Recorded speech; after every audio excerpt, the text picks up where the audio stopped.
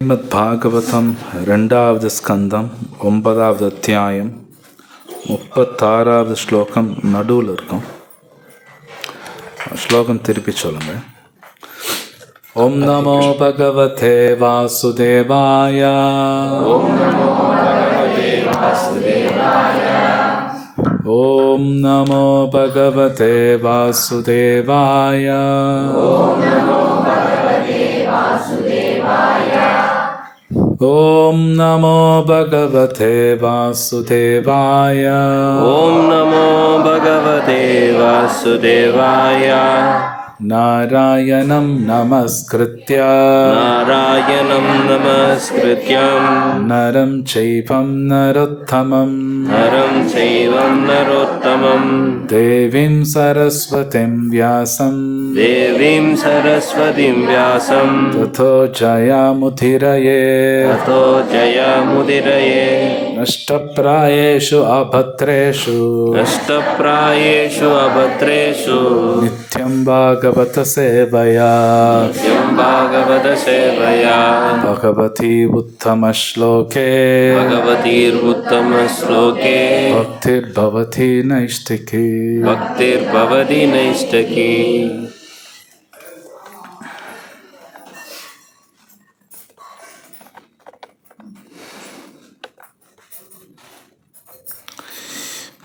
ஏதாவதேவ ஜிக்ஞாஸ்யம் தத்வஜிக்ஞாசுனாத்மனः தத்வஜிக்ஞாசுனாத்மனः அன்வயாவ்யதிரேகாभ्याम् அன்வயாவதிரேகாभ्याम् யத் ஸ்யாத் சர்வத்ர சர்வதா. யத்ர சர்வஸ்ய சர்வதா. Translation. திருப்பி சொல்லுங்க. ஏதாத் இதுவரை, ஏவ நிச்சயமாக, விக்ஞாசம் விசாரிக்கப்பட வேண்டும், தத்வ பரமசத்தியம், ஜிக்ஞாசுனா மாணவனால், ஆத்மன ஆத்மாவின், பகவானின், அன்வய நேராக, ரேகாப்யம் மறைமுகமாக, யத் எதுவாக, ஸ்யாத் அது இருப்பினும், சர்வத்ர எக்காலத்திலும், எவ்விடத்திலும், சர்வதா எல்லா சூழ்நிலைகளிலும். மொழிபெயர்ப்பு மற்றும் பொருளுரை வழங்கிய அபயச்சரண அரவிந்த் பக்தி வேதாந்த சாமிக்கு பிரபாதிக்கு ஜெய. மொழிபெயர்ப்பு. பரமசத்தியமான முழுமுதற் கடவுளை தேடும் ஒருவன் எல்லா சூழ்நிலைகளிலும், எக்காலத்திலும், எவ்விடத்திலும், நேராகவோ அல்லது மறைமுகமாகவோ இந்நிலை வரைக்கும் தேடுவான் என்பது நிச்சயம். பொருளுரை. ஓகே, அங்கிருந்தல பாதி முடிச்சிட்டோம். பொருளுரை பேஜ் அப்படியே திருப்புங்களேன். ஒரு ஸ்லோகம் இருக்கும், ஸ்கந்த புராணத்தில் ஒரு ஸ்லோகம்னு வரும் பாரு. மன்மனாபவம் இல்லை ஸ்கந்த எஸ்ய ஸ்மிருத்யா அப்படின்னு ஆரம்பிக்கும். எஸ் ஸ்மிருத்ய ச நாமோக்தியா அப்படின்னு ஆரம்பிக்கும். பக்தி அங்கேருந்து படிக்கணும். பரமபுருஷ பகவானிடம் அசையாத பக்தி கொண்டவனிடம் தேவர்களின் எல்லா நற்குணங்களும் இருக்கும். மாறாக பக்தன் அல்லாத ஒருவன் மனக்கற்பனையின் இருளில் வட்டமிட்டு கொண்டு பௌதீகத்தில் ஈடுபட்டிருப்பான். ஸ்கந்த புராணம் வரும், எஸ்ய ஸ்மிருத்யான்னு ஒரு ஸ்லோகா இருக்கும் பாரு.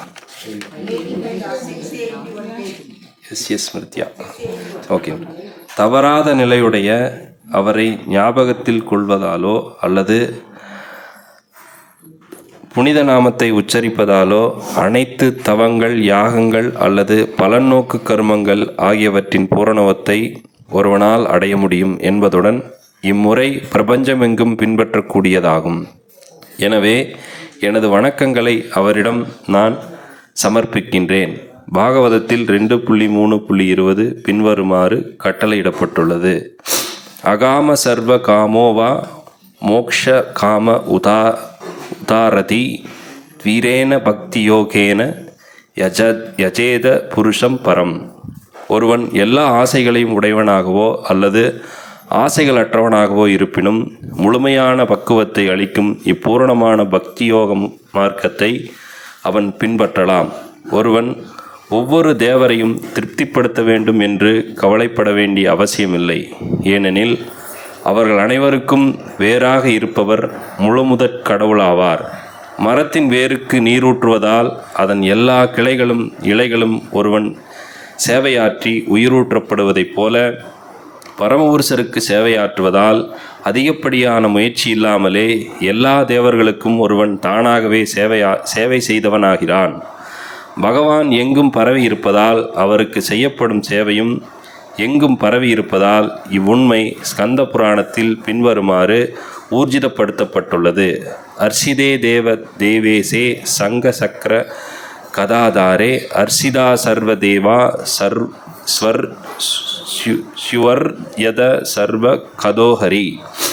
நமது கரங்களில் சங்கு, சக்கரம், கதை மற்றும் தாமரைப்பூ ஆகியவற்றை ஏந்தியிருக்கும் பரமபுருஷரான முழுமுதற் கடவுளை வழிபடுவதால் நிச்சயமாக மற்றெல்லா தேவர்களும் தானாகவே வழிபடப்படுகின்றனர். ஏனெனில் முழுமுதற் கடவுளாகிய ஹரி எங்கும் பரவி இருப்பவர் ஆவார். எனவே உன்னத தொண்டில் மூலமாக பகவானை வழிபடுபவன், வழிபடப்படும் பகவானை வழிபடுவதற்கான காரணம், தேவையான பொருட்களுக்குரிய மூலம் ஆகியவை, வழிபாடு செய்யப்படும் இடம் போன்றவைகளை கொண்டுள்ள இத்தகைய சூழ்நிலைகளால் அனைவரும் நன்மையடைகின்றனர். ஜட உலகம் அளிக்கப்படும் சமயத்திலும் கூட பக்தி யோக முறையை பிரயோகிக்க முடியும். காலேன நஷ்ட பிரளயே வாணியம். வேதங்களை பகவான் அளித்ததிலிருந்து மீட்பதால் பிரளய காலத்தில் அவர் வழிபடப்படுகிறார். ஒவ்வொரு யுகத்திலும் அவர் வழிபடப்படுகிறார். இது ஸ்ரீமத் பாகவதத்தில் 12.3.52 கூறப்பட்டுள்ளது. கிருத்தையே யத்த யதோ விஷ்ணு திரேதாயாம் யதோ மகை துவாபரே பரிசர்யாயாம் காலௌ தத்தரி கீர்த்தனாத்.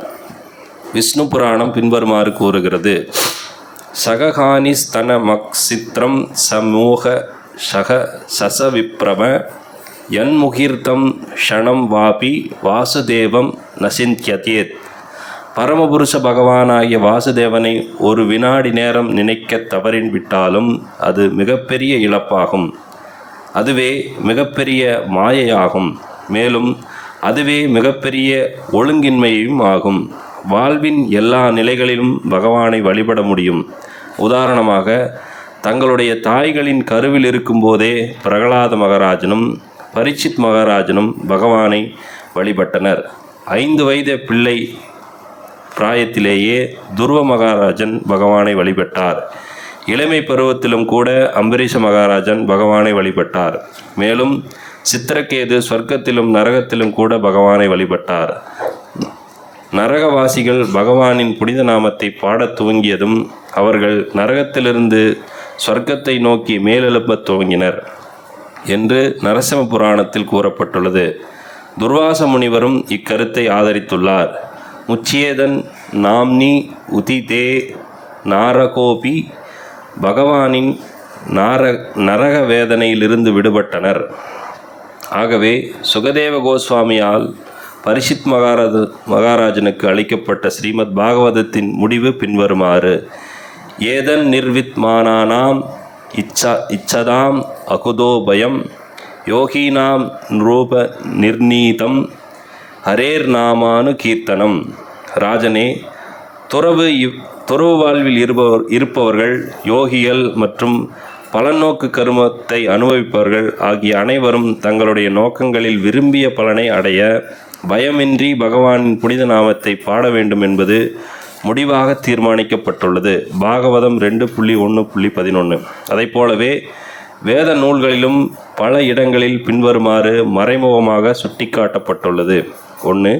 வேதங்களிலும் சாஸ்திரங்களிலும் ஒருவன் தேர்ச்சி பெற்றவனாக இருப்பினும் அவன் பரமபுருஷரான முழுமுதற் கடவுளின் பக்தன் இல்லையெனில் அவன் மனிதர்களிலே மனிதர்களிலேயே கடைப்பட்டவன் என்று கருதப்பட வேண்டும்.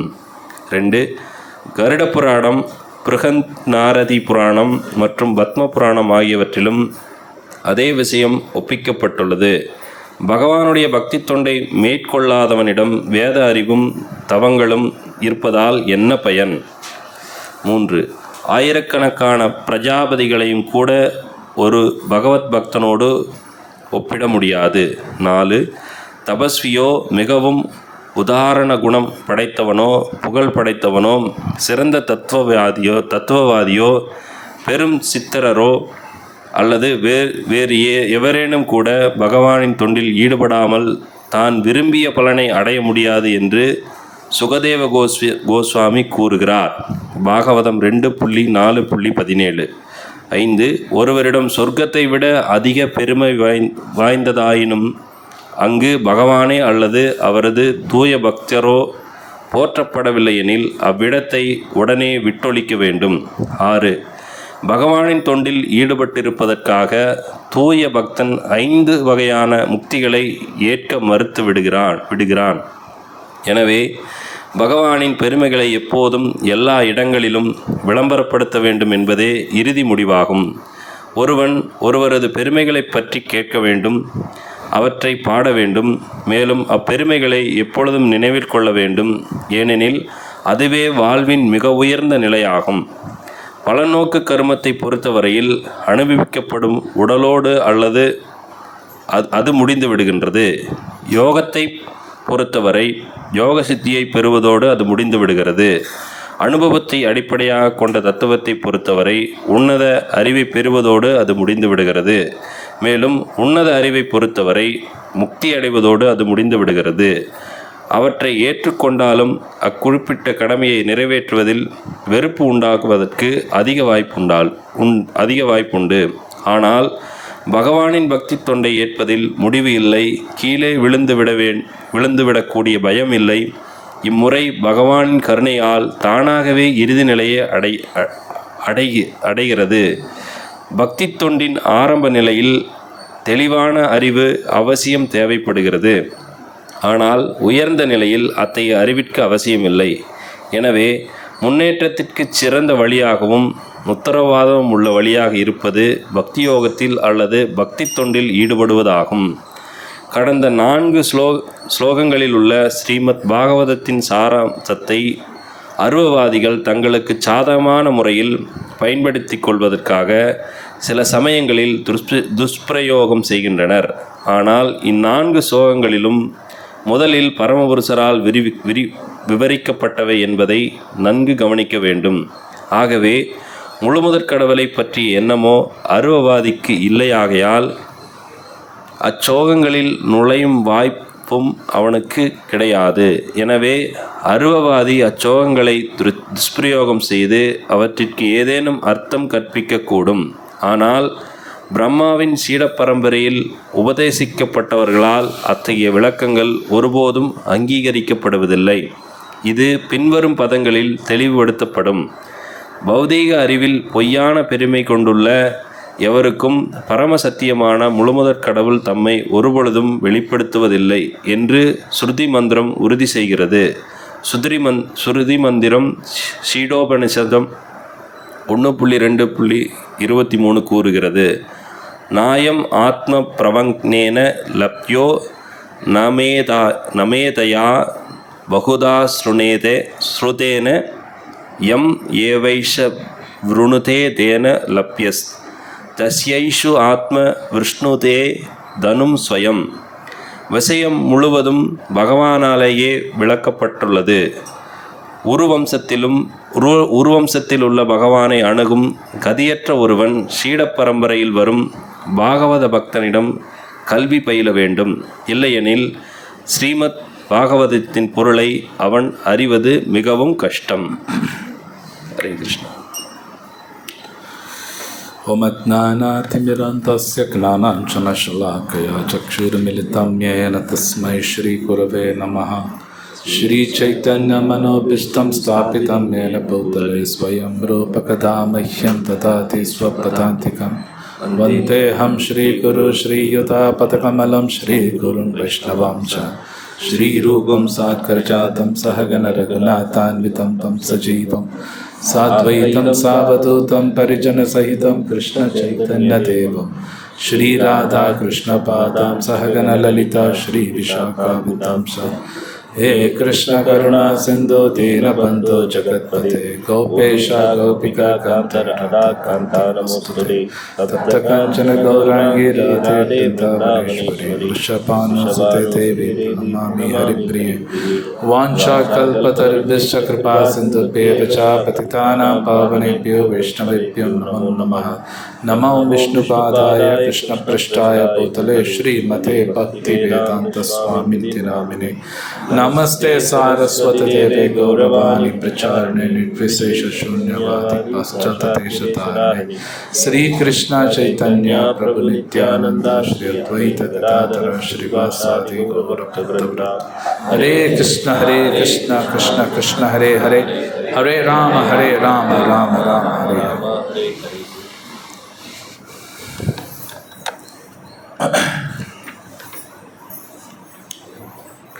இந்த டிரான்ஸ்லேஷன் ஒரு தடவை படிக்கிறீங்களா? அந்த ஸ்லோகத்தோட டிரான்ஸ்லேஷன்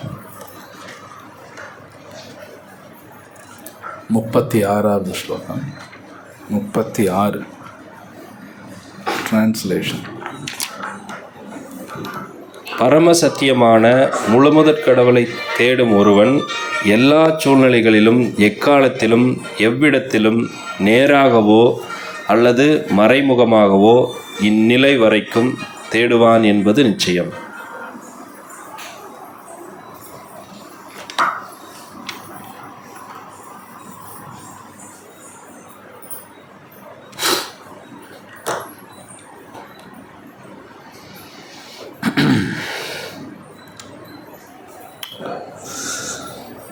ஸோ பகவத்கீதாவில் கிருஷ்ணர் ஒரு இடத்துல சொல்கிறார், கதி பர்த்தா பிரபு சாட்சி. கதி அப்படின்னா டெஸ்டினேஷன், அதாவது நான் வாழ்க்கையின் லட்சியம்னு ஒரு சொல்லலாம். பொதுவாக இந்த உலகத்தில் எல்லாருமே கோவிலுக்கெல்லாம் போவாங்க, நிறைய உபன்யாசம் கேட்பாங்க, சாஸ்திரம் படிப்பாங்க. ஆனால் மறுபடியும் வெளியில் இப்படி இருந்தாலும் உள்ளுக்குள்ளே எப்படி இருக்குன்னா நல்ல புலனின்பம் என்ஜாய் பண்ணணும் தான் அவங்களோட நோக்கம் இருக்கும். இது உண்மை. ஆக்சுவலி கோவிலுக்கு நல்லா போவாங்க, விரதமெல்லாம் இருப்பாங்க, ரொம்ப தூரமான கோயிலுக்கும் போயிட்டு வருவாங்க. ஆனால் உள்ளுக்குள்ள ஆசை எப்படி இருக்குன்னா நல்லா நான் பெரிய ஒரு பங்களாவில் வாழணும், நல்ல வசதியாக இருக்கணும், பேரு புகழ் இருக்கணும், இதுதான் உள்ளே இருக்கும். அப்படின்னு என்னென்னா கிருஷ்ணரை கோல் ஆஃப் லைஃப்பை வச்சுக்கல. அப்படின்னா கிருஷ்ணர் கோல்னு என்ன சொல்லுவோம்? இலக்கு. அவன் வாழ்க்கையில் அது கிடையாது. என்ன மதிக்கணும்,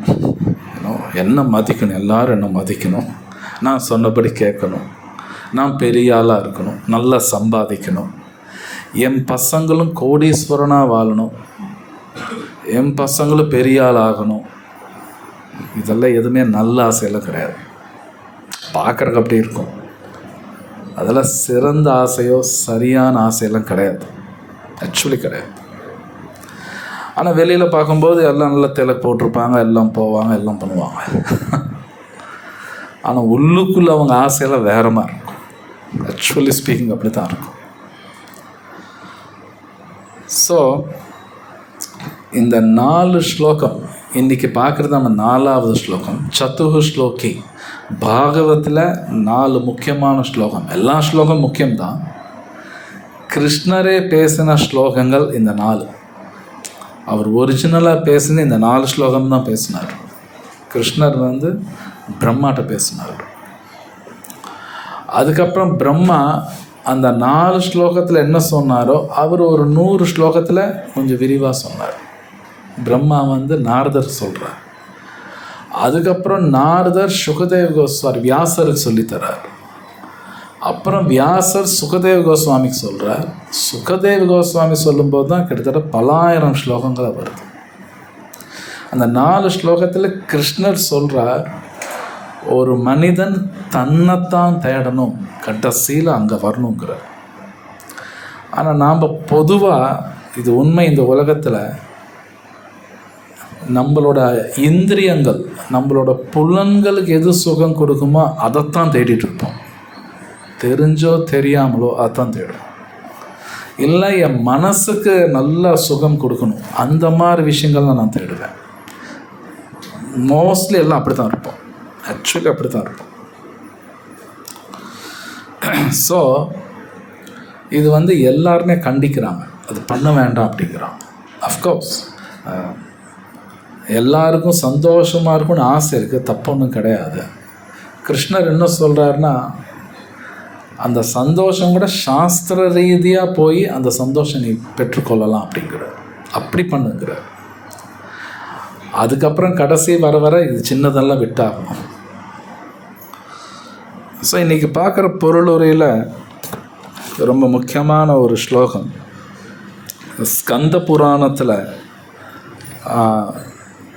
எழுதப்பட்டிருக்குன்னு சில பிரபுபாத் கொடுக்குறாரு. ஸோ ஸ்கந்த புராணம் பார்த்திங்கன்னா அகஸ்தியரும் முருகன் இவங்க 2 பேரும் பேசிக்கிற நிறைய விஷயங்கள் வரும். அது நிறையா இருக்குது. இவங்க 2 பேர் பேசுகிற ஒரு கான்வர்சேஷன். ஸோ அதுலேயும் வருது, பகவான் கிருஷ்ணரோட நாமத்தை நாம் ஸ்மரணம் பண்ணுறது, அப்படின்னா நினச்சிக்கிட்டு இருக்கிறது, இல்லைன்னா அவரோட நாமத்தை கீர்த்தனம் பண்ணுறது, இது ரொம்ப முக்கியம் அப்படின்னு சொல்லப்பட்டிருக்கு. ஆக்சுவலி நீங்கள் எந்த புராணம் பார்த்தாலும் ஃபைனலாக இதுதான் இருக்கும், கிருஷ்ண நாம உச்சாரணா, கிருஷ்ண நாமா சொல்லணும், அவரோட கதைகள் கேட்கணுங்கிறாங்க. ஆனால் அவரோட கதைகள் அப்படிங்கிறது தூய பக்தர்கள் ஆச்சாரியர்கள் தான் போய் கேட்கணும். இது உண்மை. இன்றைக்கி நிறைய பேர் கிருஷ்ண கதா பேசுகிறாங்க அப்படின்னா உண்மையை சொல்லப்போனால் அது டீப் கிருஷ்ண கதாவாக இருக்காது, சும்மா ஏதோ மேலோட்டமாக பேசுவாங்க. நீங்கள் சில பிரபுபாதோட பொருளுரை படித்து பாருங்கள், டீப்பாக இருக்கும். அது ரொம்ப டீப்பாக இருக்கும், வெறும் கதமாக இருக்காது. அந்த கிருஷ்ண கதா நம்ம படிக்கும் பொழுது, கேட்கும் பொழுது உண்மையிலே நம்மளை பற்றி அப்போ தான் நமக்கு புரியும். அது வரைக்கும் நம்மளை பற்றியே தெரியாது. இந்த உலகத்தில் பெரிய கன்ஃபியூஷன் நமக்கு என்னென்னா, எனக்கு என்ன வேணும்னு எனக்கே தெரியாது. நானாக தெரியும் நினச்சிட்ருக்கேன், அதோ ஒரு மாயா. நமக்கு என்ன வேணும் நமக்கு தெரியாது, நமக்கு ஒன்றும் தெரியாது. அதுபடி கிருஷ்ண கதா படித்தா நம்மளை பற்றி தெரியுமானா தெரியும். இதுதான் ரொம்ப ஆச்சரியமான விஷயம். பகவானை பற்றி படிக்கும்பொழுது நம்மளை பற்றி நம்ம புரிஞ்சுக்குவோம். அது மட்டும் இல்லை, உலகமே நமக்கு புரிய ஆரம்பிச்சோம். ஏன்னா இந்த 4 ஸ்லோகத்தில் கிருஷ்ணர் சொல்கிறார், அவர் இல்லாத இடம் ஒன்று கிடையாதுங்கிறார். அவர் இல்லாத இடம் ஒன்று கிடையாது. சில பிரபுபாத் ஒரு இடத்துல சொல்கிறார், அது இதில் வராது, இன்னொரு இடத்துல வரும். ஒரு ரோஜா பூ காட்டுறார். இந்த ரோஜா பூ நீ ஒழுங்காக புரிஞ்சுக்கிட்டாலே நீ கிருஷ்ண பக்தன் ஆயிடுவார். இது மாதிரி யாரும் சொல்லி தர மாட்டேன் நமக்கு. என்ன ரோஜா பூனா, எஸ் இது உண்மை. ஆக்சுவலி இந்த ரோஜா பூ ஒழுங்காக புரிஞ்சுக்கிட்டா கிருஷ்ணரே நினச்சிட்டு இருக்கணும், வேறு வழி இல்லை, வேறு வழி கிடையாது. நீங்கள் இந்த ஃபேன்சி ஸ்டோருக்கு போனீங்கன்னா ரோஜா பூ மாதிரியே பிளாஸ்டிக்கில் கிடைக்கும், அதெல்லாம் பார்த்துருப்பீங்க. பிளாஸ்டிக்கில் அது பார்த்தீங்கன்னா சொல்லுவாங்க, இது நீங்கள் 100 வருஷம் கூட வச்சுக்கலாம்ப்பா. அவன் சொல்லும்போது சொல்லுவான், அது ஒன்றும் கெடாது, அது அப்படியே இருக்கும். ஆனால் அந்த ரோஜா பூ பார்க்குறதுக்கு அழகாகவும் இருக்கலாம், அந்த பிளாஸ்டிக்கில் ரொம்ப அழகாக செய்வாங்க. ஆனால் என்ன தான் செஞ்சாலும் உள்ள வாசம் வைக்க முடியாது, அந்த வாசம் மட்டும் அதில் வைக்க முடியாது, அது இம்பாசிபிள். கிருஷ்ணர் தான் வைக்க முடியும். அது ஒரு பெரிய சயின்ஸ் ஆக்சுவலி, சும்மாலாம் கிடையாது. அந்த ரோஜா பூக்குள்ளே ஒரு வாசம் வைக்கிறாங்க இல்லையா, அது படித்தோம்னா அது பெரிய, அது ரொம்ப ஒரு பெரிய படிப்பு மாதிரி போகும். கடைசியாக கிருஷ்ணாட்ட போய் முடியும். பிரபுபாத் சொல்கிறார், இந்த 4 ஸ்லோகத்தில் அந்த விஷயம் வருது. ஆக்சுவலி இது எப்படின்னு கடைசியாக ஏன் இது நடக்குது, இது எப்படி நடக்குதுன்னு கடைசியாக போனால் கிருஷ்ணாட்ட போய் முடியும், கிருஷ்ணாட்ட தான் போய் முடியும் ஆக்சுவலி. ஸோ அது மாதிரி சம்டைம் நம்ம லைஃப்பில் கூட இது ஏன் நடக்குது, எனக்கு இது ஏன் நடக்குதுன்னு ஒன்று அப்படி அப்படியே போனால் மாதிரி கிருஷ்ணாட்ட போய் முடியும். அது அப்படி தான் போகும். இந்த சர்வ காரண காரணம் அப்படிங்கிறாங்க. பிரம்மா சொல்கிறார் சர்வ காரண காரணம். அப்போது அந்த இடத்துல பிரபுபாத் இங்கே எழுதுகிறார், அந்த கிருஷ்ணா அவர் ஒருத்தரோட சரணாகதி பண்ணாலே ஆட்டோமேட்டிக்காக அவங்களுக்கு எல்லாமே நடக்கும். இது உண்மை, பொய் கிடையாது. பிரபுபாத் எழுதுகிறார் அந்த இடத்துல, ஈவன் சில பேர் இல்லை நிறைய பேர் தேவர்களெல்லாம் வழிபடுறாங்க, அவசியம் கிடையாது. கிருஷ்ணர் பகவத்கீதையில் அது சொல்கிறார், கிருஷ்ணரே சொல்கிறார் அவசியம் கிடையாதுங்கிறார். ஆனால் இன்றைக்கும் பல பேர் பயந்துக்குவாங்க, எங்க ஏதாவது ஆயிடுமோ அப்படின்னு. ஒன்றும் ஆகாது. ஆக்சுவலி பகவத்கீதை கிருஷ்ணர் சொல்கிறார், ஜஸ்ட் என்னை மட்டும் வழிபட்டால் போதும். ஸோ அப்போ இது உண்மை. அதனால இந்த ஸ்லோகா, அது ரொம்ப ஃபேமஸ் ஸ்லோகா, அவர் படித்தார். அகாம சர்வ காமோவா மோக்ஷ காம உதாரதி தீவிரேன பக்தி யோகேன யஜேத புருஷம் பரம். இது ரொம்ப ஃபேமஸ் ஸ்லோகா. சூத கோஸ்வாமி சொல்கிறார், அகாம சர்வ காமோவம், ஆசையே இல்லைனாலும் சரி, ஆசை இருந்தாலும் சரி, அறிவு வேணும் ஆசை இருந்தாலும் சரி, முக்தி வேணும்னு ஆசை இருந்தாலும் சரி, யஜேத புருஷம் பரம். புருஷம் பரம்னா அந்த நம்பர் 1 யாரோ அவர்கிட்ட போய் பக்தி பண்ண. இதுதான் ஸ்லோகா. அப்படி தான் அவரும் சொல்கிறார்.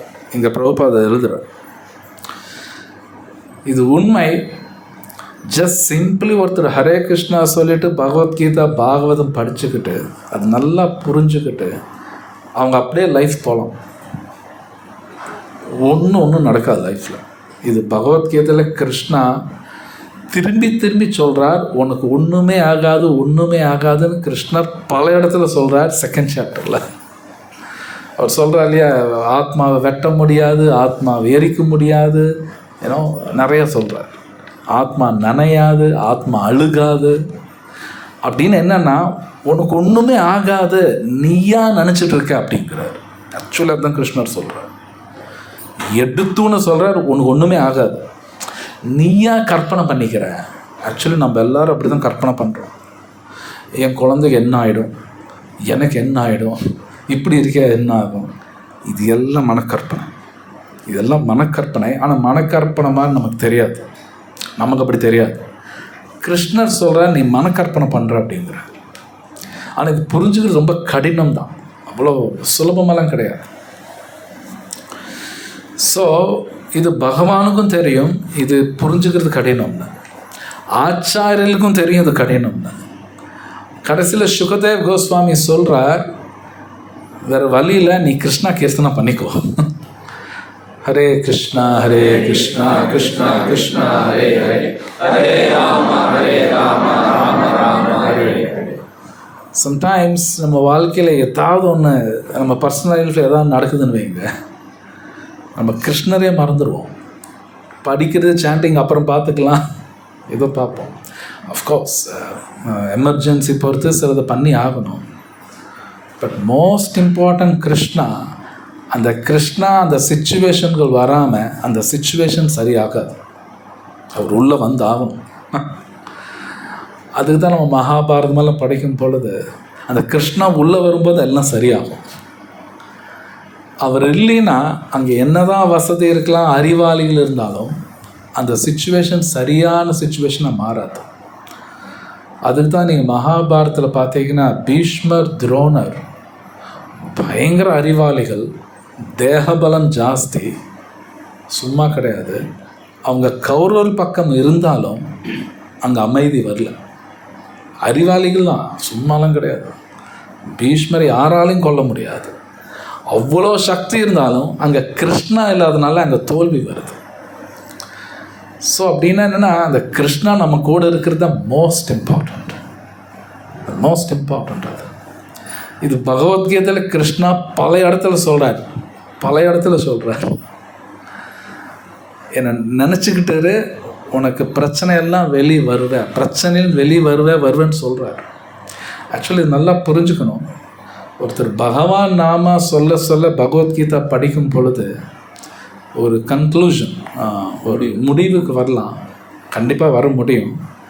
இந்த உலகத்தில் சாதிக்கிறவர்கள் ஒன்றும் கிடையாது. That's nothing. சண்டை போட்டு சாதிக்கிறதுல ஒன்றும் கிடையாது. தேவையில்லாமல் நாமளே ஸ்ட்ரெஸ் எல்லாம் எடுத்துக்குவோம்.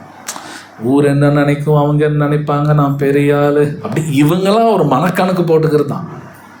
இவங்களாம் போட்டுக்கிறது தான் எல்லாமே. பைத்தியக்காரத்தனம் தான் நம்ம பண்ணுறோம். இதெல்லாம் பைத்தியக்காரத்தனம் பண்ணுறோம். அதில் அவங்க சொல்கிறாங்க, இவங்க சொல்கிறாங்க. கடைசியில் பகவானை விட்டுருவோம். நமக்கு தெரியாது. பகவானை விட்டுட்டு மற்றவங்க சொல்கிறதெல்லாம் பெருசாக எடுத்துகிட்டு இருப்பேன். இது நடக்கும் ஆக்சுவலி. நீங்கள் பகவத்கீதையில் ஃபஸ்ட் சாப்டர் அர்ஜுனர் கேட்குற கேள்விகள் படித்தீங்கன்னா ரொம்ப நல்லாயிருக்கும். அவர் கேட்குற கேள்வியெல்லாம் நியாயமான கேள்வி தான், தப்பான கேள்வி ஒன்று கூட கிடையாது. அர்ஜுனர் கேட்குற கேள்வி பர்ஃபெக்ட். ஆனால் எங்கே அர்ஜுனா தப்பு பண்ணுறாரு அப்படின்னா, முடிவெடுக்கிறது தான் தப்பு பண்ணிட்டார். அவர் கேட்குற கேள்வியின் தர்மம் இருக்குது. யுத்தம் நடந்தால் இத்தனை கெடுதல் நடக்குமே அப்படின்னு ஒரு லிஸ்ட்டு போடுறாரு அர்ஜுனா, அதெல்லாம் கரெக்ட் தான்.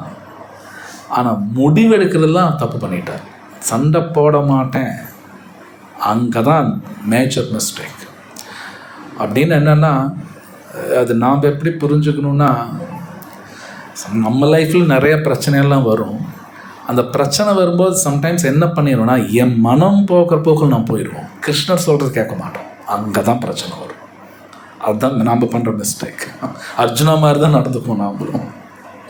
மற்றொரு அர்ஜுனரோட கேள்வி நியாயமான கேள்வி. யுத்தம் நடந்தால் பல பேர் இறந்துருவாங்க. அப்போ வீட்டில் பெரியவங்களாம் இறந்துட்டா அப்போ பெண்கள் என்ன ஆவாங்க, குழந்தைங்க என்ன ஆவாங்க அப்படிங்கிற அர்ஜுனன் ரொம்ப யோசிக்கிறார். அதுதான் கரெக்ட். ஆனால் முடிவெடுக்கும் பொழுது தான் தப்பான முடிவு எடுத்துட்டார். அதாவது ரெஸ்பான்சிபிலிட்டினா பொறுப்பு தானே. ஓகே, அதை எடுக்க மறுத்துட்டார். ஆக்சுவலி இது உண்மை. கலியுகத்தில் நம்ம ரெஸ்பான்சிபிலிட்டி எடுக்க மாட்டோம். எடுக்கிற மாதிரி தோணும், எடுக்க மாட்டோம். எடுக்கிற மாதிரி தோணும். இல்லை நான் நல்லா தானே பார்த்துக்கிறேன், ரெஸ்பான்சிபிலிட்டி எடுக்கிறோமோ, ஆக்சுவலி எடுக்க மாட்டோம். ஆக்சுவலி நம்ம உண்மையிலே ரெஸ்பான்சிபிலிட்டி பொறுப்பு எடுக்கிறது அப்படின்னா, ஒருத்தரையும் ஆத்மாவாக பார்த்து தான் நம்ம பிஹேவ் பண்ணி ஆகணும். அதுதான் உண்மையான ரெஸ்பான்சிபிலிட்டி, பொறுப்புங்கிறது. அவன் உடல் அப்படின்னு நினச்சி நான் ஒர்க் பண்ணேன்னா அது பொறுப்பு கிடையாது. ஒரு உதாரணம் சொல்கிறேன், நான் கேட்டிருக்கேன், நீங்களும் பார்த்துருக்கலாம். ஒரு நபர் சொல்கிறார், அவருக்கு 2-3 குழந்தை, அது நல்லா படிக்க வைக்கிறாரு. எவ்வளோ செலவு பண்ணி படிக்க வைக்கிறாங்க, கஷ்டப்பட்டு லோன் வாங்கி எல்லாம் படிக்க வைக்கிறாங்க. கடைசி அவங்க எல்லோரும் ஒரு நாட்டுக்கு போயிட்டாங்க. இவன் வீட்டில் தனியாக இருக்காங்க, பெரிய பங்களா வீட்டில் தனியாக இருக்காங்க. இவங்க நினைக்கலாம், நான் அவ்வளோ பண்ணனே, என் கூட யாருமே இல்லை. பட் ஆக்சுவலி சாஸ்திரம் பிரகாரம் பார்க்கும்போது நீங்கள் அந்த உடலை தான் கவனிச்சிங்க தவிர ஆத்மா கவனிக்கிறது விட்டாங்க. அப்போ அவங்களுக்கு அப்படி தான் நடக்கும். உடலை தான் கவனிச்சிருக்காங்க, ஆத்மாவை கவனிக்கிறது தான் ரியல் ரெஸ்பான்சிபிலிட்டி. இது உண்மை. ஆக்சுவலி ஆத்மாவை கவனிக்கும் பொழுது ஆட்டோமேட்டிக் அவங்களுக்கு எல்லாமே வந்து சேரும். இது ஆக்சுவலி உண்மை. கிருஷ்ணர் அந்த அரேஞ்ச்மெண்ட் எல்லாம் பண்ணுவார். நீங்கள் பார்க்கலாம், பாகவத்தில் வருது, பீஷ்மர் இந்த வார்த்தை சொல்கிறார். மகாபாரதத்துலேயும் வருது, ஐ திங்க் இங்கேயும் பாகவத்துலேயும் வரும். பீஷ்மர் சொல்கிறார், பாண்டவர்கள் எல்லாருக்கும், அது அம்பு படிக்கல் இருக்கும்போது சொல்கிறார், நான் அந்த கிருஷ்ணர்கிட்ட பக்தி பண்ணேன் அப்படிங்கிறார். நான் பக்தி பண்ணேன். ஸோ என்னோட கடைசி அந்த காலத்தில் அவர் வருவார் அப்படிங்கிறார். அதே மாதிரி வந்துடுவார். உண்மையிலே கிருஷ்ணர் வர்றார், அவர் உடல் விடுற நேரத்தில் வந்து நிற்பாருங்க. இது பீஷ்மர் சொல்கிறார் டைரெக்டாக, நான் பண்ணேன் அதனால் நடக்குது. ஏன்னா பீஷ்மா ஆத்மாவை தான் பார்க்குறாரு தவிர உடலை பார்க்க மாட்டார். நாம் எல்லாம் ஜென்ரலாக அந்த உடலுக்கு ரொம்ப பாதுகாப்பு கொடுக்க பார்ப்போம். அதனால கிருஷ்ணர் சொல்கிறார், உடல் எப்படி போதான் போதுங்கிறார். நீ என்ன தான் கவனிச்சாலும் அது போயிடும். அதுதான் ஜன்மா மிருத்யு ஜரா வியாதிங்கிறார். அது எப்படி போதான் போகுது, அதுக்காக பார்த்துக்கூடாதுன்னு அர்த்தம் கிடையாது. பட் ஆத்மா இஸ் மோஸ்ட் இம்பார்ட்டண்ட். அதை விடாத அதை பார்த்துக்கோங்கிறார். அதுதான் மோஸ்ட் இம்பார்ட்டண்ட். ஸோ இப்போ நம்ம சொல்லக்கூடிய அந்த ஹரே கிருஷ்ண மகாமந்திரா பகவத்கீதை படிக்கல ஆத்மாவை பலப்படுத்தும், ஸ்ட்ராங் ஆயிடுவாங்க. உடலுக்கு எதானாலும் அவன் பெருசாக எடுத்துக்க மாட்டான். எப்படியும் போதான் போகுது, இது எப்படியும் போகும். ஐ திங்க் முன்னாடி உங்களுக்கு சொல்லியிருப்பேன், பல பேருக்கு தெரியலாம், தெரியாதவங்களுக்காக சொல்கிறேன். இந்த மைக்கேல் ஜாக்சன் ஒருத்தர் தான், சில பேர் தெரிஞ்சிருக்கலாம். 50 வயசுல இறந்துட்டான். ஆனால் உண்மை, அந்த மைக்கேல் ஜாக்சன் வந்து எப்பவுமே கூட 10 டாக்டர் இருப்பாங்க, 2 டயட்டீஷியன் இருப்பாங்க. அவன் உடம்புல ஏதாவது லிவரோ கிட்னியோ கெட்டு போச்சுன்னா அது கொடுக்குற கூட 2 பேர் இருப்பாங்க. ஃபுல் டைம் அவங்க கூட இருப்பாங்க. அவன் எங்கே போனாலும் அந்த கூட அவங்க எல்லாம் போவாங்க. கிட்னி கெட்டு போச்சுன்னு கூட இங்கே கிட்னி எடுத்து அவனுக்கு வச்சிடுறது, லிவர் கெட்டு போச்சா லிவர் எடுத்து அவனுக்கு வச்சிடுறது. அவ்வளோ பாதுகாப்புறது 50 வயசில் செத்துட்டான். நினச்சிப்பாரு. இன்றைக்கி அவன் சொத்து பல ஆயிரம் கோடி கலிஃபோர்னியாவில் இருக்குது. ஸோ அப்படின்னா உடலை நம்ம என்ன தான் நினச்சாலும் காப்பாற்ற முடியாது. கிருஷ்ணருக்கு பேசுகிறார். பட் ஆத்மா மோஸ்ட் இம்பார்ட்டண்ட். அந்த ஆத்மாவுக்கு ரியல் ஃபீலிங்ஸ் எல்லாம் இருக்குது, உண்மையான ஆசைகள் இருக்குது, அது மோஸ்ட் இம்பார்ட்டண்ட். ஆனால் நமக்கு அதெல்லாம் மறந்துட்டோம். திருப்பி அது ஞாபகம் வரணுன்னா பகவான் நாம சொல்லி ஆகணும். ஹரே கிருஷ்ணா கிருஷ்ணா கிருஷ்ணா ஹரே ஹரே, ஹரே ராம ராம ராம ஹரே ஹரே. நீங்கள் சில பிரபுபாதோட சொற்பொழிவெல்லாம் படிச்சிங்கன்னா அவர் மோஸ்ட்லி ஆத்மா பற்றி தான் பேசிகிட்டே இருப்பார். நீங்கள் இந்த உலகத்தில் நிறைய பேர் சொற்பொழிவு பேசுவாங்க, நீ போய் பாருங்கள், ஆத்மா பற்றி நிறைய பேர் பேச மாட்டான்.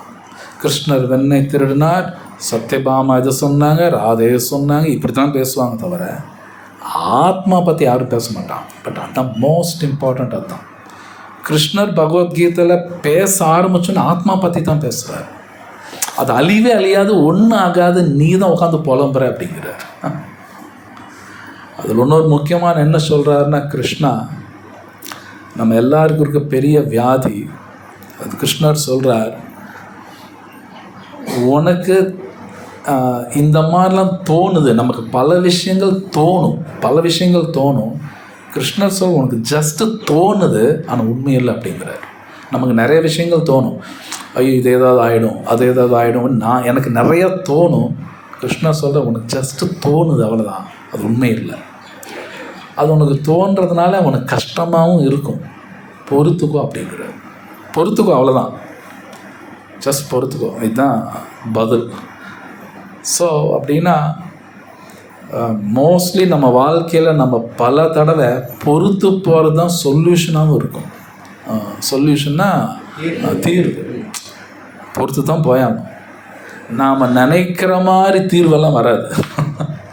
ஆனால் நமக்கு அந்த ஆசை இருக்கும், எனக்கு இந்த பிரச்சனை இருக்குது, இந்த பிரச்சனைக்கு இந்த மாதிரி தீர்வு வேணும்னு நினைப்பேன். ஆனால் மேபி அந்த மாதிரி வராது, பொறுத்து போகிறது தான் தீர்வாக இருக்கும். இது கிருஷ்ணா 8 தூணாக பேசுகிறார். தாம் திதிக்ஷஸ்வ பாரதா சொல்கிற, மாத்ரா ஸ்பர்ஷஸ்து கௌந்தேய சீதோஷ்ண சுக துக்கதாக. மாத்ரா ஸ்பர்ஷா அப்படின்னா, ஸ்பர்ஷம்னா இந்திரியங்கள், நம்ம மனசு இருக்கு இல்லையா, நம்ம மனசுக்கு நிறைய தோணும். கிருஷ்ணர் சொல்ல உனக்கு ஜஸ்ட்டு தோணுது, அவ்வளோதான், உண்மை இல்லை அப்படிங்கிறார். அப்படியே சொல்கிறேன், உனக்கு தோணுது, உண்மை இல்லை, அது உண்மை இல்லை, உனக்கு தோணுது, ஆனால் அதனால உனக்கு கஷ்டமாகவும் இருக்கும், பொறுத்துக்கோ, முடிச்சிட்டேன் அப்படின்னா. இந்த உண்மை என்னன்னு தெரிஞ்சுக்கணும்.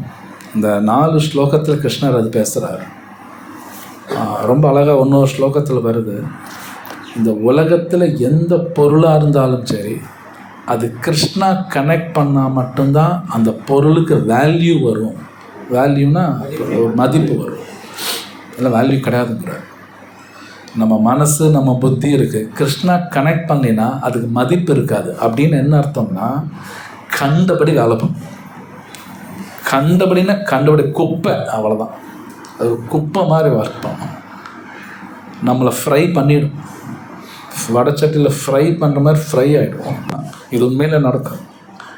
என்கிட்ட வசதி இருக்கலாம், ஈவன் என் ஹஸ்பண்ட், என் ஒய்ஃப், என் குழந்தை, அவங்களையும் கிருஷ்ணா கனெக்ட் பண்ணலைன்னா மறுபடியும் குப்பையாக மாறிடும், குப்பையாகிடும். நானும் குப்பையாயிடுவேன், அது ஒரு குப்பையாகிடும். குப்பையில் ஒரு இடத்துல என்ன இருக்குன்னா நாரும், புரியல, குப்பை இருக்கிறத நாரும். அப்புறம் வீட்டில் யாருமே நாமா சொல்லுன்னா அந்த வீடு நாறிட்டு தான் இருக்கும். நோ டாக்டர் பாக், அப்படி தான் நடக்கும். இது பாகவத்தில் கிருஷ்ணர் சொல்கிறாங்க. எதுனாலும் கிருஷ்ணா என்னோட நீ கனெக்ட் பண்ணலின்னா அதுக்கு வேல்யூ கிடையாதுங்கிறார். இட்ஸ் ட்ரூ, வேல்யூ கிடையாது. அப்போ என் மனசு நான் கிருஷ்ணா கனெக்ட் பண்ணலைன்னா மனசுக்கு வேல்யூ இருக்காது, தப்பாக இருக்கா. ஸோ இங்கே சில பிரபுபாத் அப்படின்னா பகவான் நினைக்கிறது எவ்வளோ முக்கியம்னு சொல்லிட்டு ரொம்ப அற்புதமாக ஒரு பேரா வருது. அது என்ன பேரானா விஷ்ணு புராணான்னு ஒரு ஸ்லோகா வருது இல்லை, இப்போ நீங்கள் படித்ததில் சஹானிஸ்தன் மகர் அப்படின்னு. அதுக்கு அந்த அதில் பார்த்தீங்கன்னா பக்திங்கிறது ஒருத்தர் எப்பப்போ பண்ணாங்க அப்படின்னு ரொம்ப அழகாக கொடுக்குறாங்க. அதில் பரீட்சித் மகாராஜ், பிரகலாதன், இவங்க 2 பேரும் அவங்க அம்மா வயிற்றில் இருக்கும்போதே பக்தி பண்ணிட்டாங்க. லிஸ்ட்டை ரொம்ப அழகாக கொடுக்குறாரு. அவங்க 2 பேர் மட்டும் அது பண்ணியிருக்காங்க, வயிற்றில் இருக்கும்போதே பக்தி பண்ணியிருக்காங்க. துருவ மகாராஜ் பார்த்தீங்கன்னா 5 வயசுலேயே பண்ணியிருக்கார். அடுத்தது கொடுக்குறார் அம்பரீஷ் மகாராஜ் நல்ல இளமையாக உடல் நல்ல சக்தி இருக்கும்போதே பக்தி பண்ணியிருக்கார். திருத்தராஷ்டிரன் சாக போகிற நேரத்தில் பக்தி பண்ணியிருக்காரு. அஜாமிலன் திருத்தராஷ்டிரன் பயங்கர வயசாயிடுச்சு, ரொம்ப வயசானதுக்கப்புறம் பக்தி பண்ணார். அஜாமிலன் சாகிற நேரத்தில் நாமா சொல்லியிருக்கார். சித்திரகேது அவர் சொல்ல, நீ என்னை சொர்க்கத்துக்கு அனுப்புன, என்ன நரகத்துக்கு என்ன அனுப்புனேன், எங்கே அனுப்புனா நான் கிருஷ்ணா தான் நினைப்பேன். ஸோ அப்படின்னு என்னென்னா இந்த பக்திங்கிறது எப்போ வேணாலும் பண்ணலாம், எங்கே வேணாலும் பண்ணலாம். It's very very important. It's not that இந்த டைமில் தான் ஸ்டார்ட் பண்ணணும். நிறைய பேர் வெளியே பேசிக்குவாங்க, 50 வயசு நீ பகவத்கீதை படிக்கணும், பாகவதம் படிக்கணும். நோ, பெரிய லிஸ்ட் பிரபுபாத் கொடுக்குறாரு. வயிற்றுக்குலேருந்தும் பண்ணுறாங்க, சாக போகிற நேரத்துலையும் பண்ணுறாங்க. ஒரு லிஸ்ட்டு கொடுக்குறாரு, ஒருத்தர் இப்படி பண்ணியிருக்காங்க. அப்படின்னு என்னென்னா இந்த பக்தி பகவான் கிருஷ்ணர் சொல்கிறது நம்ம கேட்கணுங்கிறது மோஸ்ட் இம்பார்ட்டண்ட். அதுக்கப்புறம் ரொம்ப அழகாக பிரபுபாத் ஒரு 6 பாயிண்ட் எழுதுறார். கருட புராணத்தில் என்ன சொல்லியிருக்காங்க அப்படின்னு ரொம்ப அழகாக எழுதியிருக்கார். அதில் மொதல் பாயிண்ட் பார்க்கும்போது பிரபுபாத் எழுதுகிறார், ஒருத்தர் பகவான் கிருஷ்ணர்கிட்ட பக்தி பண்ணல அப்படின்னாலே உலகத்திலே லோயஸ்ட் அப்படின்னா கீழ் யூஸ்லெஸ் அப்படின்னு எழுதியிருக்கார். ரொம்ப இம்பார்ட்டன்ட் பாயிண்ட். கிருஷ்ணர்கிட்ட பக்தி பண்ணலினாலே அவன் எதுக்கும் வேலைக்காகவும் விட்டான். இது ரொம்ப கடுமையாக இருக்கும் கேட்கறதுக்கு, ஆனால் உண்மை அதுதான். இது உண்மை. ஆக்சுவலி அந்த நபர்னால் அந்த நபருக்கும் பிரச்சனை, பல பேர்த்துக்கு பிரச்சனை வரும். பக்தி பண்ணி ஆகணும், அவ்வளோதான். இல்லைன்னா அவங்களால ஒரு பிரயோஜனம் கிடையாது, உலகத்துக்கே பிரயோஜனம் கிடையாதுங்கிறார். அப்புறம் செகண்ட் பாயிண்ட் ரொம்ப அழகாக எழுதுகிறார், ஒருத்தர் என்னதான் அறிவு இருந்தாலும் பகவான்கிட்ட பக்தி பண்ணலைன்னா அந்த அறிவுனால ஒரு பிரயோஜனம் கிடையாதுங்கிறார். அது வெரி இம்பார்ட்டண்ட். இன்றைக்கி இது உண்மை. பல பேர் வேதமெல்லாம் படிப்பாங்க, ஆனால் படித்தாலும் பகவான் கிருஷ்ணர்கிட்ட சரணாகதி பண்ண மாட்டான். மறுபடியும் யூஸ்லெஸ் தான் அது. அதனால் பிரயோஜனம் கிடையாது, பிரயோஜனம் இல்லை அதில். அதுக்கப்புறம் ரொம்ப அழகாக 3வது பாயிண்ட் ரொம்ப ஆச்சரியம். எத்தனை தான் பிரஜாபதி இருந்தாலும் பக்தன் முன்னாடி பிரஜாபதியும் ஒன்றும் கிடையாதுங்க. பிரஜாபதி அப்படின்னா பிரம்மா இந்த உலகத்தில் நிறைய பாப்புலேஷன்னா ஜனத்தொகை ஜாஸ்தி ஆகணுக்காக பிரஜாபதியெல்லாம் பல மனு, தக்ஷா, அந்த மாதிரி பல பேர்த்த நியமிக்கிறார். அதில் சில பேர் பக்தர்களும் கிடையாது. தக்ஷன் பக்தன் கிடையாது. ஸோ யூஸ்லெஸ்ன்ட்டாங்க. அப்படின்னா நான் எவ்வளோ பெரிய பொசிஷன் இருக்கலாம், ஆனால் பகவான்கிட்ட பக்தி பண்ணலைன்னா ஜஸ்ட் யூஸ்லெஸ். அதனால் ஒரு பிரயோஜனம் கிடையாது. அதுக்கப்புறம் மறுபடியும் சுகதேவ கோஸ்வாமி பற்றி இங்கே எழுதுகிறார். ஒருத்தர் பெரிய அறிவாளியாக இருக்கலாம், ஃபேமஸாக இருக்கலாம், அதே மாதிரி தான தர்மம் பண்ணுறவளாக இருக்கலாம், ஆனால் பகவான்கிட்ட பக்தி பண்ணலைன்னா மறுபடியும் யூஸ்லெஸ், ஒரு பிரயோஜனம் கிடையாது. மேபி சம்டைம் நீங்கள் பேப்பரில் இதெல்லாம் பார்த்தீங்கன்னா மோஸ்ட் ஃபேமஸ் பீப்புள் அப்படின்னு கூட சொல்லுவாங்க. ஃபேமஸ்னால் புகழ். ஐ திங்க் முன்னாடியே சொல்லியிருப்பேன் நான் இதெல்லாம்.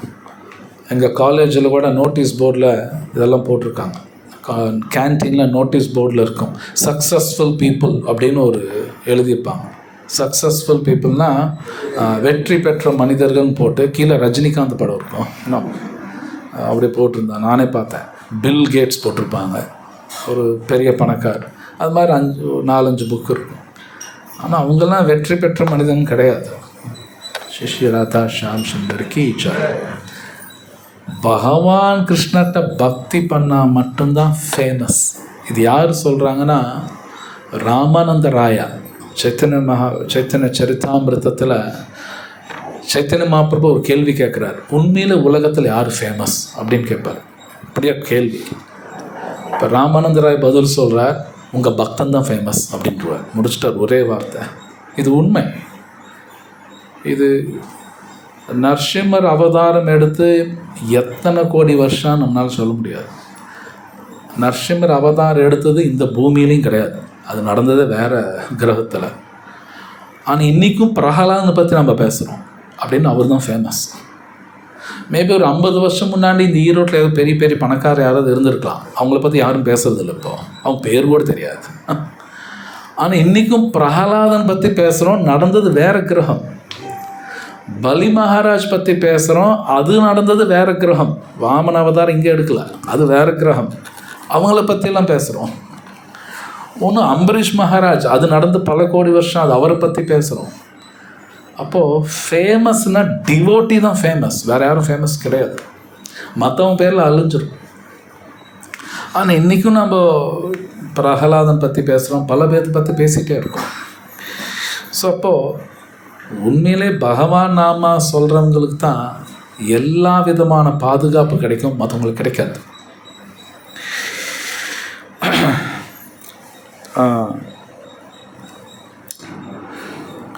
அஞ்சாவது பாயிண்ட் ரொம்ப அழகாக எழுதுகிறார். பகவானை பற்றியோ பகவானோட பக்தர்களை பற்றியோ ஒரு பேசலை அப்படின்னாலே அந்த இடம் யூஸ்லெஸ். இது யார் சொல்கிறாங்கன்னா, சைத்தன்ய மகாபிரபுவே சொல்கிறார். சைத்தன்ய மகாபிரபு இன்னொரு புக்கு பாகவதா, சைத்தன்ய பாகவதா புக்கில் சொல்கிறார், ஒரு வீடு இருக்குது, அந்த வீட்டுக்கு பக்தர்கள் வரல அப்படின்னா அந்த வீடு சுடுகாட்டுக்கு சமானமாக. இது சொல்கிறார். வீடு இருக்குன்னா பக்தர்கள் வரணும், இல்லை அந்த வீட்டில் நாமமாவது சொல்லணும், சொல்லணும், நைவேத்தியம் நடக்கணும். இதெல்லாம் நடக்கலைன்னா அது சுடுகாட்டுக்கு சமானம் அப்படியே சொல்கிறார். ஒரு சைத்தன்ய மகாபிரபு அவர் ஒரு நபர் வருவார், அவரை பார்க்க. அவர் திலக்கு வைக்க மாட்டார்.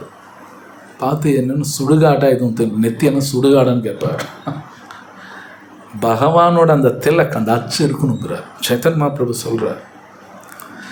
ஈவன் சில பிரபுபாத் சொல்கிறார், இட்ஸ் வெரி இம்பார்ட்டன்ட், திலக்கு இருக்கணும்.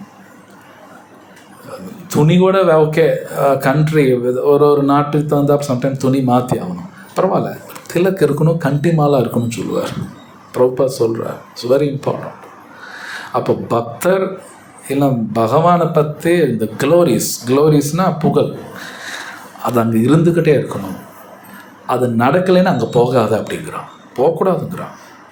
ஒரு கோவில் இருக்குது, அந்த கோவிலில் பகவான் கிருஷ்ணரோட நாமமோ அவரோட கதையோ பக்தர் பற்றி ஒரு கோவிலில் பேசினா அங்கே போகாதங்கிறான்.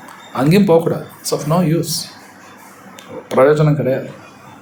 ஜஸ்ட் லைக் ஸ்கூல் இருக்குது, பெரிய ஸ்கூல் இருக்குது, ஆனால் அங்கே ஒன்றுமே சொல்லி தர மாட்டாங்கன்னா அப்போ அந்த ஸ்கூல் எதுக்கு? ஸோ ஒரு பிரயோஜனம் கிடையாது, ஒரு பிரயோஜனம் கிடையாது. ஸ்கூல்னால் ஏதாவது சொல்லிக் கொடுக்கணும், அப்போ தான் அது ஸ்கூல் இல்லை காலேஜ். எதுவும் சொல்லி தரலைன்னா பில்டிங் அழகாக இருக்கலாம், பட் என்ன பிரயோஜனம்? அது மாதிரி கோவிலாக இருக்கலாம், வீடாக இருக்கலாம், பகவானை பற்றி சொல்லலை, பகவான் பக்தர்கள் பற்றி பேசலைன்னா அது வீடே கிடையாது, சுடுகாடுன்னு தான் கொடுக்குறான். ஸோ அதெல்லாம் ரொம்ப அழகாக பிரபுபாத் கொடுக்குறாரு.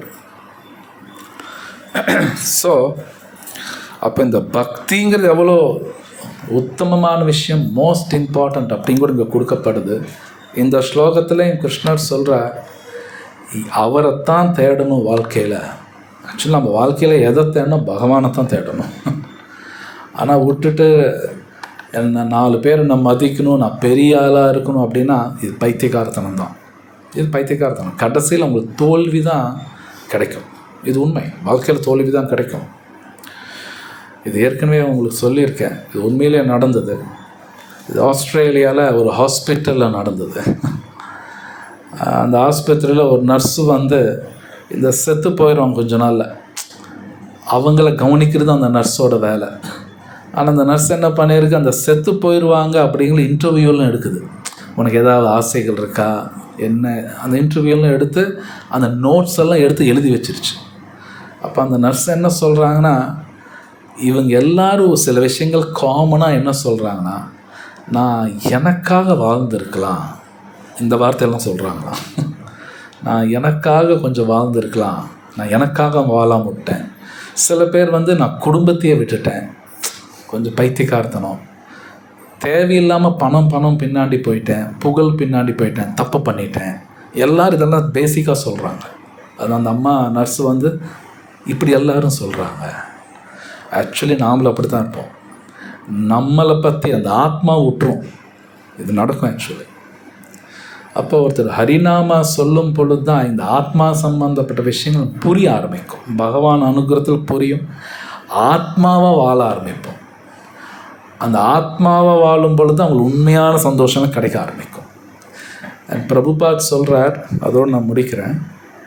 பிரபுபாத் ஒரு ஒரு சொற்பொழிவில் சொல்கிறார், இந்த பகவான் கிருஷ்ணர் சம்பந்தப்பட்ட விஷயங்கள், இந்த வேதங்கள், புராணங்கள், இது எல்லாமே பெரிய சீக்ரெட்டு தான் அப்படிங்கிறார். கிருஷ்ணர் அதுதான் சொல்கிறார் பகவத்கீதாவில். ஆச்சாரியர் சொல்கிறாங்க, இது புரிஞ்சுக்கிறதுக்கும் கொஞ்சம் சுக்ருத்தின்னா ஒரு புண்ணியம் மாதிரி, ஏதோ பூர்வ ஜென்ம சுக்ருதி, பக்தரோட அனுகிரகம் வேணும். சும்மாலாம் புரியாது. எல்லாரும் வேதத்தில் ஏற்றுக்க மாட்டாங்க. சில பேர் வந்து சொல்லுவாங்க, எங்கள் வீட்டில் பகவத்கீதையே யாரும் ஏற்றுக்க மாட்டேங்கிறாங்க. இதெல்லாம் நடக்கும். எல்லாரும் பகவத்கீதையோ பாகவதமோ வேதத்தையோ ஏற்றுக்க மாட்டாங்க. எல்லோரும் ஏற்றுக்க மாட்டாங்க. அதுக்கும் கொஞ்சம் சுக்ருதி வேணும், பகவான் அனுகிரகம் வேணும். சும்மாலாம் கிடையாது. அட்லீஸ்ட் நமக்கு இது ஏதோ தெரிஞ்சிருக்கு, இப்படி எல்லாம் ஒன்று இருக்குது, நாம் மிஸ் பண்ணக்கூடாது. சீரியஸாக போயாகணும். இது ரொம்ப சீரியஸான விஷயம். பகவான் சொல்லக்கூடிய விஷயங்கள் சீரியஸாக எடுத்து பண்ணணும். பண்ணலைன்னா எனக்கு தான் நஷ்டம். ஃபைனலி நமக்கு தான் ஃபைனல் ப்ராப்ளம், நமக்கு தான் வரும். ஸோ இங்கே நான் ஸ்டாப் பண்ணுறேன். கேள்வி இருந்தால் கேளுங்க. ஹரே கிருஷ்ணா. ஓம் தாத் சாத்.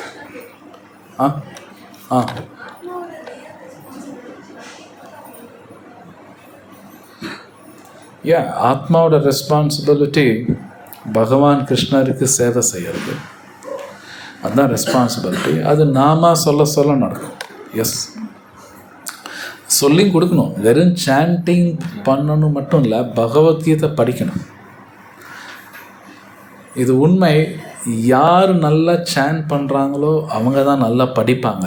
யார் நல்லா படிக்கிறாங்களோ அவங்க தான் நல்லா சாண்ட் பண்ணுவாங்க. இப்படி தான் போகும். வெறும் நான் சாண்டிங் பண்ணுவேன் படிக்க மாட்டேன்னா அவனால் ஒழுங்காக சாண்ட் பண்ண முடியாது. சில பேர் நான் படிப்பேன் சாண்ட் பண்ண மாட்டேன்னா அதுவும் ஒழுங்காக நடக்காது. ரெண்டுமே போயாகும். ரெண்டுமே போகும். சாண்டிங் பண்ணணும், பகவத்கீதை படிக்கணும், நான் ஃபாலோ பண்ணணும். ஸோ வேறு ஏதாவது கேள்வி இருக்கா?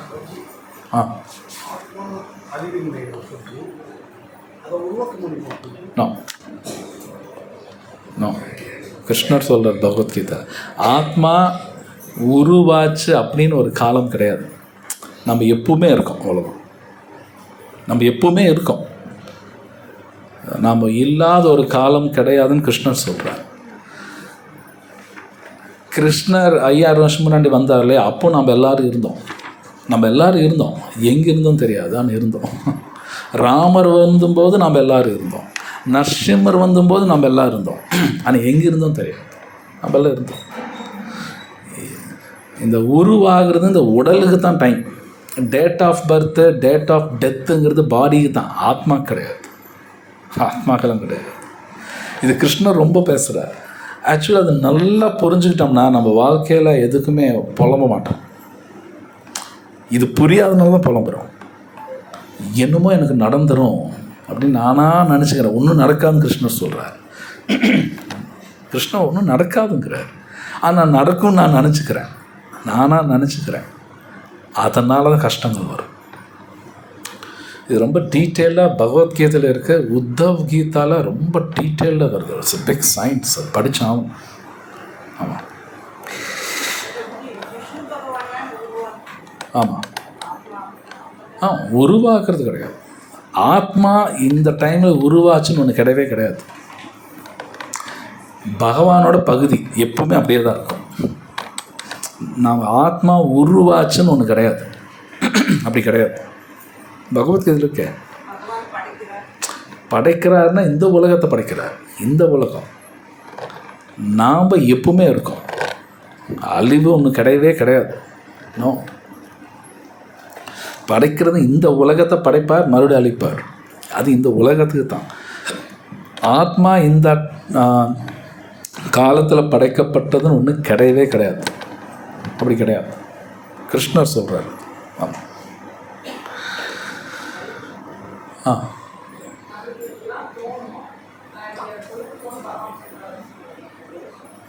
என்னென்னா ஃபஸ்ட்டு என்ன சொன்னீங்க?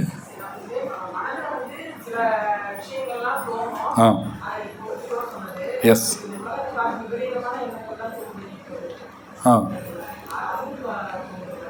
அதுவும்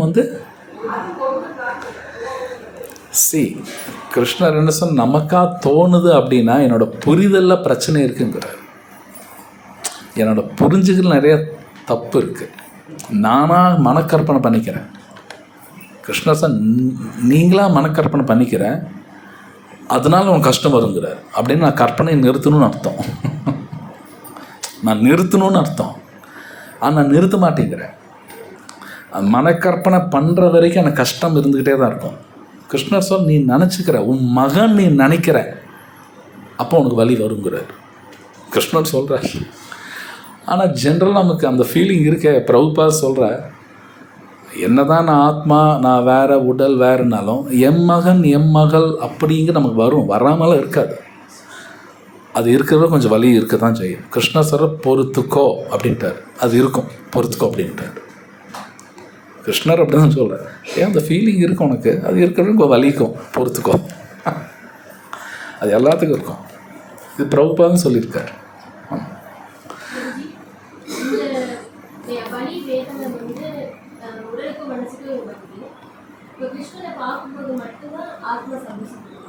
எஸ்.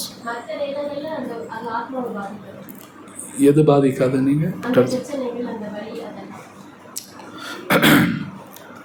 பகவான் கிருஷ்ணரோட ஸ்மரணத்திலே இருந்து அவர் சொல்கிறத கேட்கும் பொழுது அவங்களுக்கு எந்த விதமான வலி இருக்காது, எந்த விதமான வலி இருக்காது. ஆக்சுவலி இப்படி தான் சொல்லப்பட்டிருக்கு. ஆமாம், நமக்கு வலி வருது, நான் உடல் நினைக்கிறேன், உடலுக்கு முக்கியத்துவம் கொடுக்குறேன். ஸோ அதனால் அந்த வலி வரும். அது நீந்து வெளியே வரணுங்கிறார் கிருஷ்ணர் சொல்கிறாரு. வரலின்னா வலிக்கும். அது மட்டும் இல்லாமல் அடுத்த ஜென்மம் எடுக்கிற மாதிரி வந்துடும். அது ஒன்றும் டேஞ்சர். இன்னொரு ஜென்மம் வேறு எடுக்கணுமே. ஏன்னா நான் நிறைய ஆசைப்படுறேன், இப்படி இருக்குன்னு அப்படி இருக்குன்னு ஆசைப்படுறேன். பாகவத்தில் இருக்க நான் என்ன ஆசைப்படுறேன்னு அத்தனையும் நிறைவேற்றிடுவார். அவர் எல்லாம் நிறைவேற்றிடுவாராம். நீ தானே கேட்குற அப்படிங்கிறாரு. நீ தானே கேட்குற, அதனால கொடுக்குறேன் அப்படின்னு கேட்குற. ஸோ இது உண்மை. கிருஷ்ணர் சொல்றபடி கேட்கும் பொழுது வலி இருக்காது, அவங்களுக்கு வலி இருக்காது. வெளியிலேருந்து பார்க்குறதுக்கு அப்படி தோணும் நமக்கு, அவங்களுக்கு அந்த வலி இருக்காது, அந்த ஆத்மாவுக்கு இருக்காது. ஸோ வேறு ஏதாவது கேள்வி இருக்கா? ஸ்தூல உடல்ல சூட்சும உடம்பு ரெண்டு இருக்குங்கிறதோ, கண்ணு, காது, மூக்கு, வாய், மனம், புத்தி, அகங்காரம், இது எல்லாமே ஜட பொருள் தானே பிரபு? இந்த ஜட வஸ்து ஆத்மாவுடைய தூண்டுதல் எல்லாம் ஃபங்க்ஷன் ஆகாதில்ல. அப்போ ஆத்மா நல்லது தான் சொல்லணும். இந்த எல்லாமே இதுக்கு கெட்டதை நோக்கி போகுது. ஆத்மாவுடைய கனெக்ஷன் தான் ஃபங்க்ஷன் ஆகணும். ஏன் இது பகவத்கீதாவில் கிருஷ்ணர் பதில் கொடுக்குறார். ஆத்மா பியூர் தான். அது என்ன உதாரணம்? மழை தண்ணி மாதிரி தான். மழை தண்ணி ரொம்ப பியூர். அது எப்போ பூமியில் படுதோ அப்போ அது அழுக்காயிருது. ஆத்மா பியூர். ஆனால் ஆத்மா ரஜோகுணத்தோட அசோசியேஷனில் இருக்கும்போது தான் பிரச்சனை வருது. புரியுதுங்களா? அப்போ இந்த அசோசியேஷன் கட் பண்ணணும். இந்த ரஜோகுணமும் ஏபிலிட்டி ஃபேக்டர் தான், அதுவுமே ஒரு உயிரற்ற வசதி தானே பிரபு. ஆமாம், எஸ், அதுதான் ஆச்சரியம். உணர்வு கொடுக்க முடியும். அதுதான் ஆச்சரியமான விஷயம். இதுதான் ஆச்சரியமான விஷயம் தான். ரஜோகுணங்கிறது பகவானோட பிரகிருதி, அவரோட சக்தி. அது பகவானோட சக்தி. அது கிருஷ்ணர் சொல் அது என்னோட சக்தி. ஆனால் பெட்டர் அந்த சக்தியிலேருந்து நீ தப்பிச்சிருங்கிறார். கிருஷ்ணரே சொல்கிறார். அது அவரை நோக்கும் போது அவர் ஹெல்ப் பண்ணுறாரு. என்னென்ன? கரெக்ட். தப்பிக்கிறதுக்கு அவரை நோக்கும் போது அவர் ஹெல்ப் பண்ணுறாரு. ஜஸ்ட் லைக் கவர்மெண்ட் இருக்குது. கவர்மெண்ட்டு அழகான பார்க்கும் கட்டும், ஜெயிலும் கட்டும். ஜெயில் யார் கட்டுறா? கவர்மெண்ட்டு தானே. கவர்மெண்ட் ஜெயில் கட்டி என்ன சொல்லணும்? ஜெயிலுக்குள்ளே போகாதங்க. கவர்மெண்ட் அதுவும் சொல்லு, ஜெயிலுக்குள்ளே போகாத, பார்க்கில் நல்லா விளையாடு, நீ அங்கே போகிற. கவர்மெண்ட் அதுவும் கட்டுது. ஸோ கிருஷ்ணா அவரோட சக்தி உருவாக்குறார். கிருஷ்ணர் இந்த சக்தியிலையும் தப்பிச்சிருங்கிறார். முதல்ல தப்பிச்சிரு, அவரே சொல்கிறார். ஆனால் உன்னோட சக்தியால் இதுலேயும் தப்பிக்க முடியாதுங்கிறார். மம மாயா துரத்தியா, என் மாயா சக்தி நீயா ஜெயிக்க முடியாதுங்கிறார். சரணாதி பண்ணுங்கிறார். அப்போ இந்த மாயிலும் வெளியே வரலாம். ஸோ இந்த ரஜோகுணம் தமோ குணமெல்லாம் சும்மாலாம் கிடையாது. கிருஷ்ணரே சொல்ல அதுலேருந்து விலகி இருங்கிறார். பகவத்கீதை இருக்கு, நிஸ்திரை குண்யோ பவார்ஜுனா, 3 குணத்திலிருந்து வெளியே போயிடுங்கிறார். செகண்ட் சாப்டர் சொல்கிறார். என்னுடைய சக்தி கொண்டு வெளியில் போக முடியாது. அதுவும் சொல்கிறார், என்னோட முயற்சியில் மட்டும் வெளியே போக முடியாது, ஆனால் முயற்சி பண்ணணும். பகவான் சொன்னபடி பண்ணால் தப்பிப்பேன். என்னோட சுய சக்தியில் மட்டும் தப்பிக்க முடியாது. வெளியில் அது பேசுகிறாங்க, தப்பது. முயற்சி பண்ணணும், பகவான் சொல்படி முயற்சி பண்ணணும். ஸோ ஒன்று புரிஞ்சுக்கணும், என் வாழ்க்கையில் நடக்கிறதுக்கு நான் தான் காரணம். அது நல்லா புரிஞ்சுக்கணும். அடுத்தவங்க காரணம் கிடையாது. நான் எங்கேயோ தப்பு பண்ணுறேன், நான் எங்கேயோ தப்பு பண்ணிகிட்ருக்கேன், அது வருது. ஸோ எனக்குள்ளே நான் சேஞ்ச் ஆகணும். சேஞ்ச் ஆனால் இல்லை, ஓகே, அதான். ஸோ வேறு ஏதாவது கேள்வி இருக்கா? ஆமாம். வெல், ஆக்சுவலி அந்த டைரக்ட் இன்டைரக்ட்டுங்கிற எனக்கு எல்லாமே தெரியாது. கடைசியில் ஐதர் டைரக்டாக சாங்கிய யோகா இருக்குது, பக்தி யோகா இருக்குது. டேக் அப் எனி ப்ராசஸ், ஃபைனலாக கிருஷ்ணா தான் அப்ரோச் பண்ணியாகணும். பக்தி யோகா ஸ்ட்ரைட் அவே. அப்போ சில இன்டைரக்ட் ப்ராசஸ் இருக்குது. கர்ம யோகா, ஞான யோகா, தியான யோகா, எல்லா யோகா பண்ணியும் போகலாம். பிரபுபா சொல்லிக்க, டைரக்டருக்கு இன்டைரக்ட் இருக்குது, பட் ஃபைனலாக கிருஷ்ணா தான் கோல். ஆமாம். ஸோ வேறு ஏதாவது கேள்வி இருக்குங்களா? வேறு கொஷன்ஸ்? வர அக்டோபர் 1 திரு பக்திவினோத் சுவாமி மகாராஜோட கிளாஸ் இங்கே இருக்குது. அக்டோபர் 1 லீவு தான். ஈவினிங் கிளாஸ் இருக்குது. ஈவினிங் புதன்கிழமை சாயங்காலம் பகவத்கீதா கிளாஸ் திரு பக்திவினோத் சுவாமி மகாராஜ் கொடுக்குறார். அடுத்த நாள் 2 அதுவும் லீவு தான். காலையில் பாகவதம் கொடுப்பார். 2 இங்கே கீர்த்தன் மேளா நடக்குது. முழு நாளும் நாம சங்கீர்த்தனம் நடக்குது. ஃபுல் டே, காலையிலேருந்து ஈவினிங் வரைக்கும் நாம சங்கீர்த்தனம். நடுவில் சின்ன சின்ன கிளாஸும் இருக்கும். மகாராஜ் பேசுவார், அந்த நாமத்தோட முக்கியத்துவம் எல்லாம் பேசுவார். பல பக்தர்கள் வர்றாங்க. 1-2 பப்ளிக் ஹாலிடே தான். வேறு எங்கேயும் போயிடாதீங்க, தயவுசெய்து இங்கே வாங்க. அந்த பூஜை இருக்குது, இந்த பூஜை இருக்குதுன்னு வீட்டில் மாட்டிக்க